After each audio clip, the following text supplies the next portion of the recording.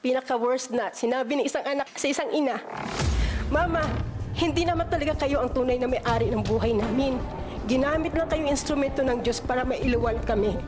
Pero ang nagmamay-ari sa amin si Pastor Kibuloy, ang anak ng Diyos."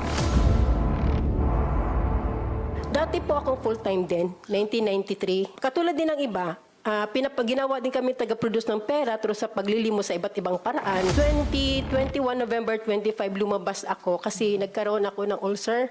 Year 2021, April, naimbitahan yung anak ko na 13 years old. Actually, tatlo sila. O yung kasama doon yung anak kong 13 years old sa Angono KLC para daw sa preparation for youth camp. Tapos pinayagan ko lang kasi mas gusto ko kasi bilang isang ina, gusto mo mga anak mo mapalapit sa Diyos para hindi mapariwara. Dumating yung gabi, yung dalawang anak ko na lang ang nakauwi. Yung panganay ko tsaka yung sumunod ko sa bunso. Yung 13 years old ko, hindi nakauwi, hating gabi na. So wala akong alam. Tapos nalaman ko na lang sa may kapitbahay ko na member din nila na dinala pala yung anak kong 13 years old sa tinatawag nilang glass house. Itong glass house na to, ito yung dinadalhan nila ng mga young people na nare-recruit nila for training sa logistics, yung pagtitinda. Tapos, after 3 days, sa pangungulit ko doon sa ministro nila, nakausapin ko yung anak ko.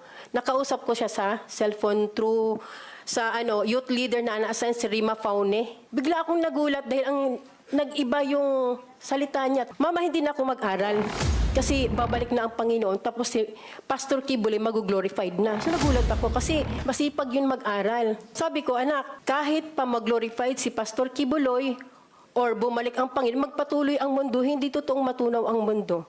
Kailangan mong mag-aral kasi yun ang tama dahil minor ka." Tapos hanggang sa hindi ito na yung gusto ko. Magtinda na lang habang buhay para sa anak, para kay Pastor Kibuloy. Kaya gusto daw niya makarating sa 7th heaven. Pinaka-worst na sinabi ng isang anak sa isang ina, "Mama, hindi naman talaga kayo ang tunay na may-ari ng buhay namin.